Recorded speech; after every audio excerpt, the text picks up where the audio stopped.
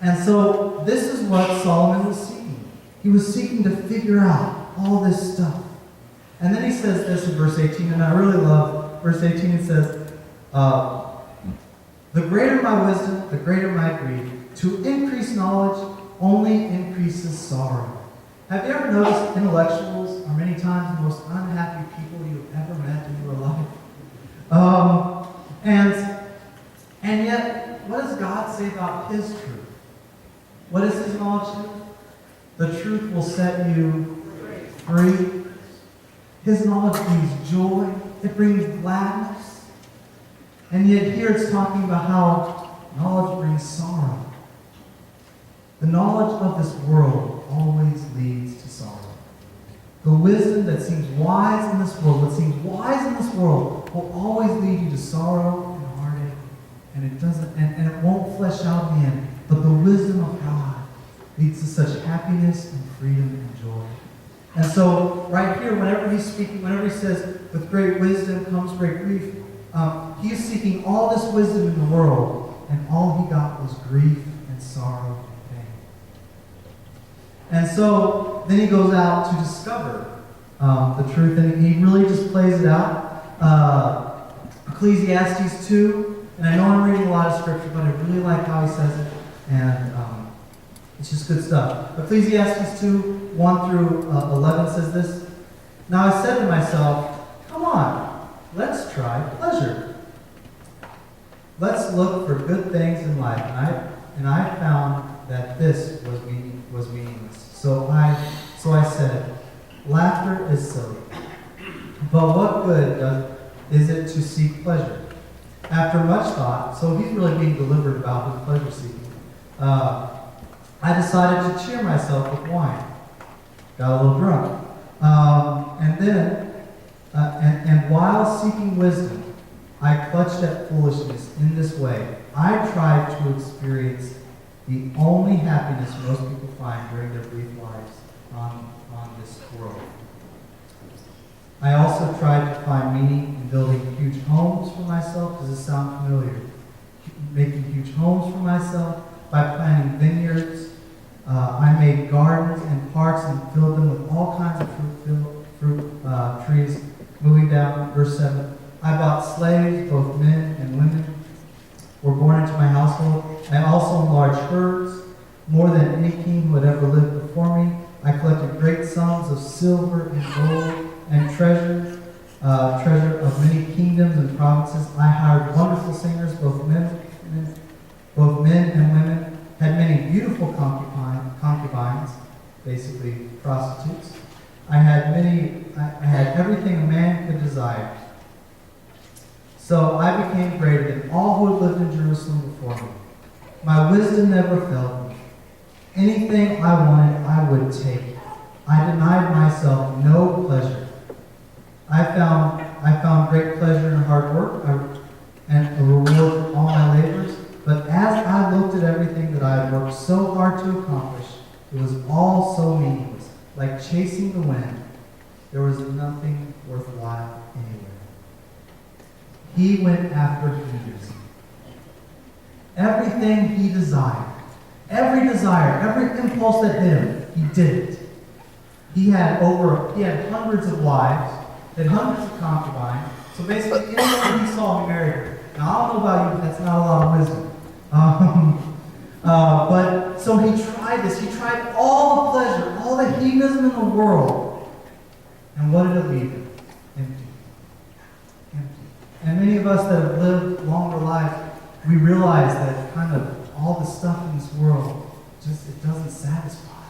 It does not satisfy. Now, please don't applaud or say anything about this TV show I'm about to say, because I'm going to say bad things about it, and I don't want to embarrass anybody.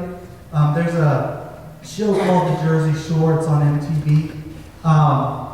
And again, please don't say anything, because it is absolutely abhorrent. And basically, these people, they seek whatever hits them, they seek. Whether it's sexual, every single thing they want to do, they do it. And they think they're happy, and the world laughs at them. They are a joke. They are a joke. because they're destroying themselves. And this is what Solomon was doing. And this is what this world does. We live in a culture that is so hedonistic. It seeks after pleasure, pleasure, pleasure. It's all at once. And Solomon says, it leaves you empty and worthless. And so that's not it. That's not the meaning of life. That doesn't fulfill you. Pleasure seeking doesn't fulfill you. Verse 12 says this. So I decided to compare my wisdom with foolishness and madness. Verse 13. I thought, wisdom is better than foolishness, just as light is better than darkness. For the wise can see where they are going, but the fool walks in dark. Yet I saw that wise and the fool share the same fate. Both will die. So I said to myself, since I will end up the same place as the fool, what value is my wisdom? It is also meaningless. For the wise and the foolish both die. The wise will not be remembered any longer than a fool. In the days to come, both will be forgotten.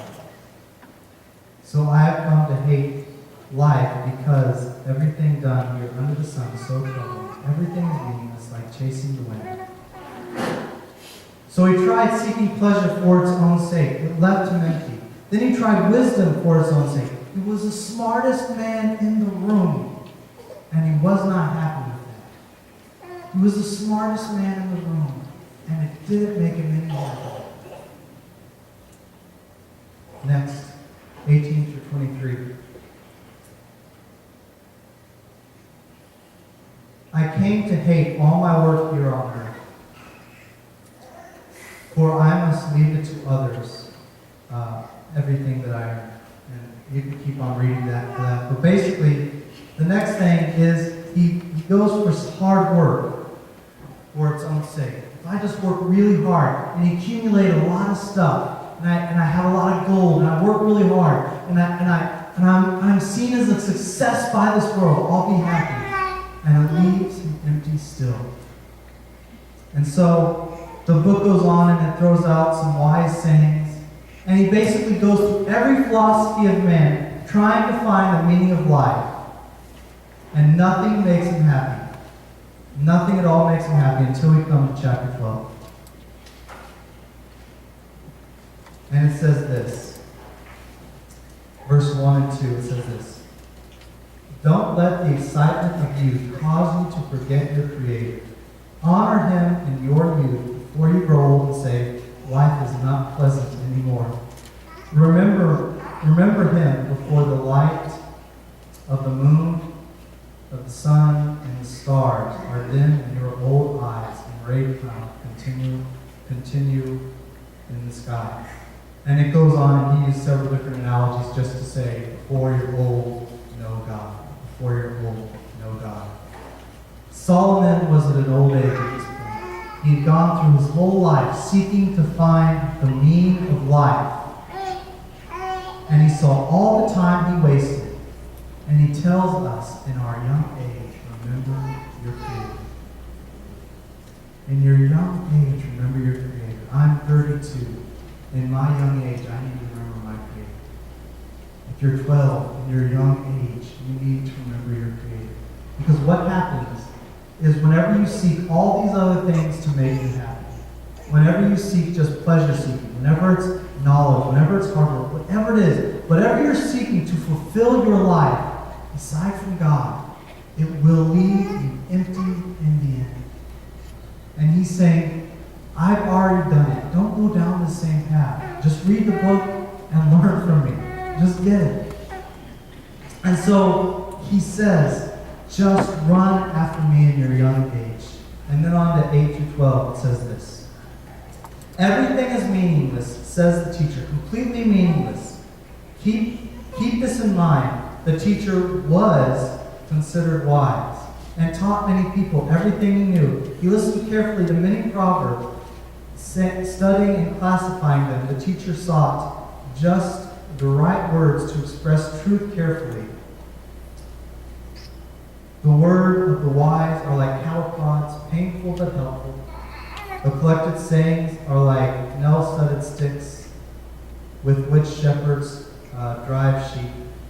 But my child, and I love this personal note here, let me give you some further advice. Be careful, for writing many books is endless, and much study wears you out. He wrote a few books in the Bible, so apparently took a toll on him. But he said basically all the wisdom in this world, all the pursuits in this world, boil down into meaningless, boil down into vanity and nothingness. But he gets to the point